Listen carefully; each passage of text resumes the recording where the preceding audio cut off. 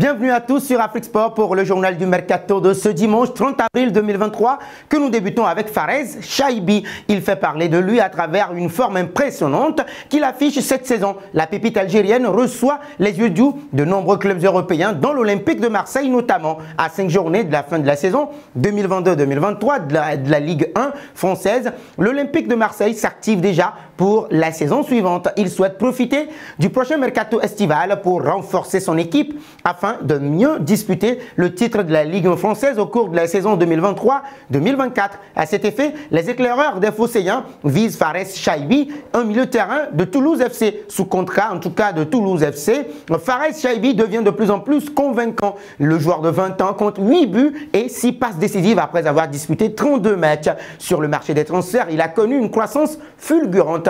À 50 000 € en 2022, il est déjà passé à 10 millions d'euros. Eh bien oui, des résultats et des chiffres qui ont attiré sans doute l'attention de l'Olympique de Marseille. Un pas dans le dossier Issa Kaboré, prêté pour une saison avec option d'achat par Manchester City. Issa Kaboré souhaiterait rester une saison de plus à l'Olympique de Marseille. Ce dernier apprécie l'environnement et la collaboration avec ses coéquipiers. Je me sens beaucoup mieux. De ne pas beaucoup jouer n'était pas du tout facile. Mes grands frères du vestiaire, notamment Chancel Mbemba, m'ont beaucoup aidé et donc soutenu et donner des conseils. Ils m'ont dit de rester moi-même, prendre du plaisir et m'amuser. C'est grâce à eux, a déclaré le défenseur malien. Cependant, Issa Kaboré estime que la décision finale, j'allais dire, ne lui revient pas. J'ai envie de rester, j'ai été bien accueilli. Tout le monde m'aime bien et je m'entends bien avec tout le monde. Je suis heureux. Je me concentre sur la fin de saison. Ça ne dépend pas de moi, a ajouté le joueur prêté par Manchester City. Cette saison, le défenseur Issa Kaboré a disputé 24 matchs pour un but avec l'Olympique de Marseille. Nous voici arrivés à l'instant quiz avec 3 indices pour connaître notre joueur mystère du jour. Premier indice, je suis un attaquant de 27 ans. Deuxième indice, je joue en Bundesliga. Troisième indice, enfin, j'ai porté le maillot des Sky Blues durant 4 ans. Qui suis-je? Vos réponses sont attendues en commentaire. Nos félicitations à tous ceux qui ont répondu. Robert Lewandowski lors du dernier journal du Mercato. C'était le joueur à trouver puisqu'il est un attaquant de 34 ans qui joue en Liga. Il est une légende de la Bundesliga.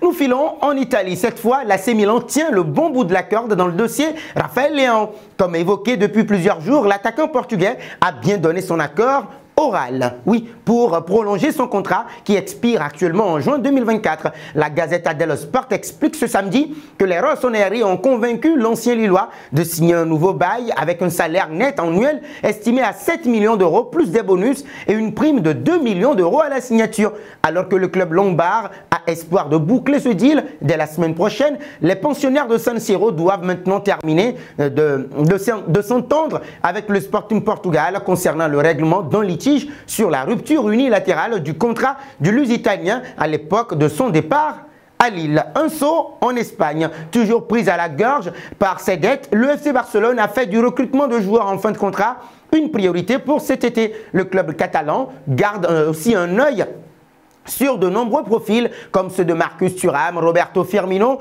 ou encore Evan Ndika. Libre de tout contrat cet été, le défenseur de 23 ans ne devrait pas prolonger avec l'Eintracht Francfort. Son profil plaît beaucoup à Xavi Hernandez en quête d'un central gaucher, mais l'opération serait peut-être plus compliquée que prévu. En effet, l'ancien Auxerrois est également suivi par les représentants du Bayern Munich. Ce mardi, le journaliste turc Ekrem Konur annonce également un intérêt de Manchester City. Le cadre de Premier League pourrait bien miser sur le français cet été en cas de départ d'Aymeric Laporte. Reste à savoir quel club aura les faveurs de Ndika dont la trajectoire s'annonce fulgurante. Parlons du Neymar aurait pu ne jamais signer au PSG. C'est en tout cas ce que laissent penser les propos de Deco. Interrogé dans le podcast Benjamin Mundo, l'ancien milieu de terrain du FC Barcelone aujourd'hui qui porte la double casquette d'agent et recruteur, sud-américain pour le FC Barcelone indique que le Brésilien n'aurait pas pu quitter Barcelone. Parfois, il se passe des choses dans le football et cela ne dépend pas de la volonté du joueur. Ce que je peux dire, c'est que Neymar ne voulait pas quitter Barcelone, a insisté le double vainqueur de la Ligue des Champions. La situation et la conduite de la direction à son égard ont fini par le pousser à prendre cette décision. Voudriez-vous rester dans un endroit où votre président dit qu'il ne veut plus de vous? De base, il ne voulait pas partir, mais il a pris cette décision à cause de ce qu'il s'est passé avec les dirigeants. Étonnant.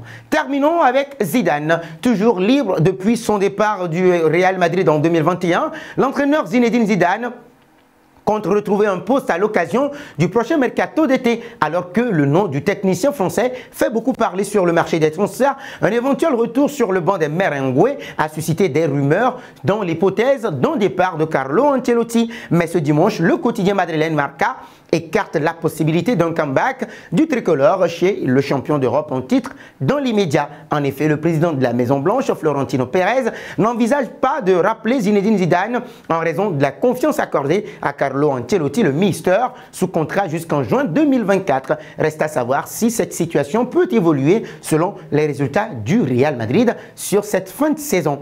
Et nous arrivons au terme de cette édition que nous bouclons avec la question du jour. Selon vous, le Barça devrait-il également réfléchir à rapatrier Neymar? Vos réponses sont attendues en commentaire. Mais en attendant, n'hésitez surtout pas de vous abonner sur Afexport et d'actionner la cloche de notification pour ne rien manquer du football continental et international.